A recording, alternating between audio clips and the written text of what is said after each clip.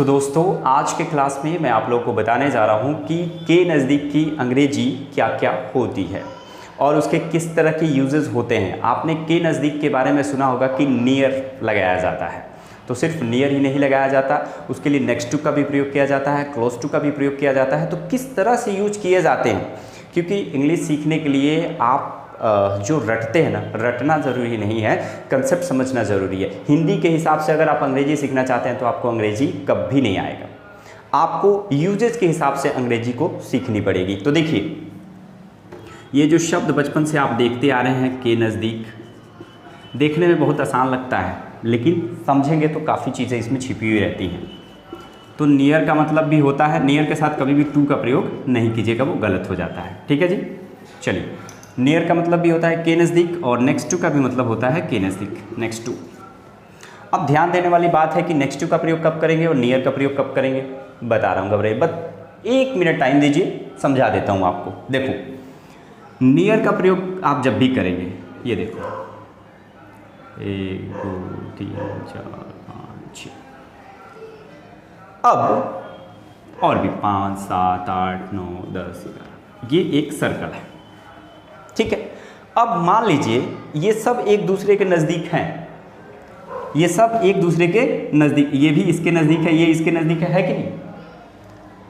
अब के आसपास के नज़दीक, इर्द गिर्द का अगर आपको सेंस बताना हो, अब मान लीजिए कि आपका घर यहाँ है, आपका घर यहाँ है और आपको बताना है कि इसके नज़दीक मैं हूँ, तो इसके बीच में तो एक और घर आ रहा है, ये भी आ रहा है, सब आ रहा है। तो जब एग्जैक्ट आपको लोकेशन नहीं पता हो, के इर्द गिर्द के आसपास का सेंस अगर आप बताना चाहते हैं, उस परिस्थिति में आप नियर का प्रयोग करेंगे, ठीक है जी। और अगर आपको डायरेक्ट पता है कि ये राम है और ये श्याम है, ध्यान दीजिएगा, और आपको पता है कि राम का घर एकदम श्याम के घर के नज़दीक है, एग्जैक्टली, मतलब ये समझिए, ये घर अगर डायरेक्ट इसके नज़दीक है, आपको पता है कि मेरे घर राम के घर के नज़दीक ही है, उसके बीच में कोई भी घर नहीं है, उस परिस्थिति में आप नेक्स्ट टू का प्रयोग करेंगे। क्लियर है? अब एग्जाम्पल भी दे रहा हूं, समझिएगा।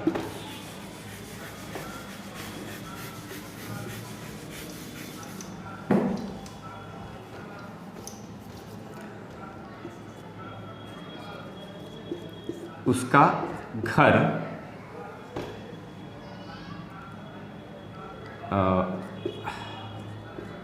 ताज महल के नज़दीक है, उसका घर ताजमहल के नज़दीक है। अब ये है ताजमहल और ये मान लीजिए कोई व्यक्ति है एक्स।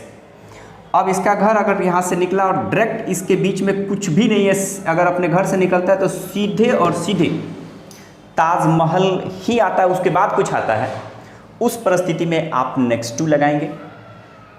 और आपको लगे कि निकलने के बाद यहाँ 1 2 और घर है, उसके बाद ताजमहल है, तो भी तो ये ताजमहल के नज़दीक ही बोला जाएगा ना।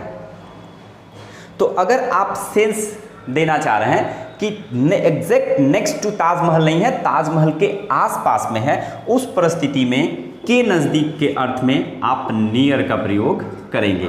तो इसकी अंग्रेजी होगी, उसका घर के लिए क्या लिखेंगे जी, his house, his house is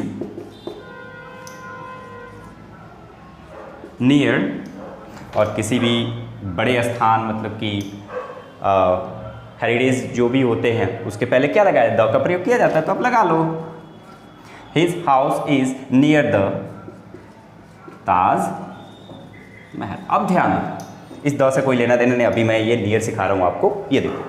तो his house is near the Taj Mahal. अब जब आप अंग्रेजी पढ़ते हो तो उसमें हिंदी लिखा रहता है क्या, नहीं लिखा रहता है, तो आपको क्या समझना रहता है, सेंस। तो इससे आपका, आप इस ये नियर जब यहाँ लग गया, इससे आपको क्या सेंस मिला, सेंस ये मिल रहा है कि जस्ट ताजमहल से निकले तो उसका घर नहीं, या उसके घर से निकले तो सीधे ताजमहल नहीं, ताजमहल के आसपास उसके इस इर्द गिर्द में उसका घर है। तो इर्द गिर्द का सेंस अगर आप देना चाहते हैं तो नियर का प्रयोग करेंगे। लेकिन आप कह रहे हैं कि राम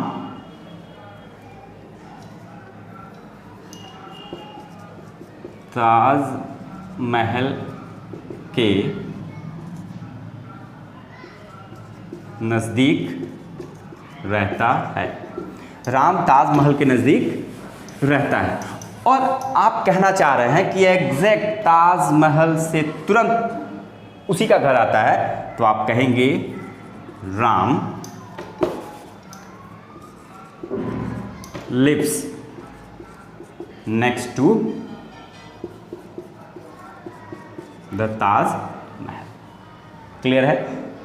अब देखो, मैंने अभी आपको बताया कि इंग्लिश ही लिखी रहती है, हिंदी तो रहता नहीं है, तो सेंस समझा जाता है। अब जैसे ही आपने नेक्स्ट टू लिखा किसी सेंटेंस में और किसी को पत्र लिखा, कुछ भी लिखा, वो समझ जाएगा कि ताजमहल के तुरंत सामने अगर किसी का घर है तो वो तुम्हारा है।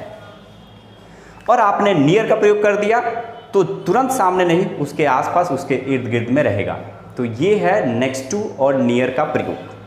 अब आप देखिए, एक और चीज़ आपको बता देता हूँ।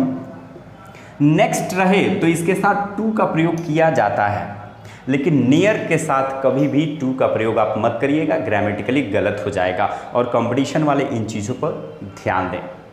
अब देखो, मैं आपको एक और चीज़ बता रहा हूँ। जब आप कॉम्प्रिहेंशन पढ़ते हो, क्लोज टेस्ट पढ़ते हो, तो उसमें हिंदी दिया रहता है क्या, आपको सेंस समझना रहता है कि यह पूरी जो स्टोरी है क्या कहने का प्रयास कर रही है। और इसीलिए जो हिंदी मीडियम के स्टूडेंट हैं उनसे क्लोज टेस्ट जल्दी बनता नहीं है, कॉम्प्रिहेंशन जल्दी बनता नहीं है। क्यों? क्योंकि वो हिंदी टू हिंदी एग्जैक्ट निकालने के प्रयास में उनका गलत हो जाता है। इसलिए अंग्रेजी के सेंस को समझना बहुत ही ज़रूरी है। ये नेक्स्ट टू लग गया तो आप समझ जाइए कि ये है और ये है, यानी इसके बीच में कुछ भी नहीं है, सीधे ये आएगा। और अगर नियर लग गया तो यानी उसको ताजमहल पहुंचने में 2-3 चीज़ कुछ ना कुछ मिल ही जाएंगे, डायरेक्ट नहीं जाएगा, इतना क्लियर है। अब आप किसी दोस्त को फ़ोन करें कि भैया तू दिल्ली में कहाँ रहता है, और अगर वो बोलता है कि रेड फोर्ट के नज़दीक, तो मजाकिया भाव में आप कह सकते हैं भाई नियर वाला या नेक्स्ट टू वाला, तो वो भी एक अच्छा तरीका भाई, एग्जैक्ट नेक्स्ट टू। यानी आप रेड फोर्ट के पास गए और जस्ट नेक्स्ट टू जो भी घर होगा तलाश लीजिएगा तो आपके दोस्त का घर आपको मिल जाएगा।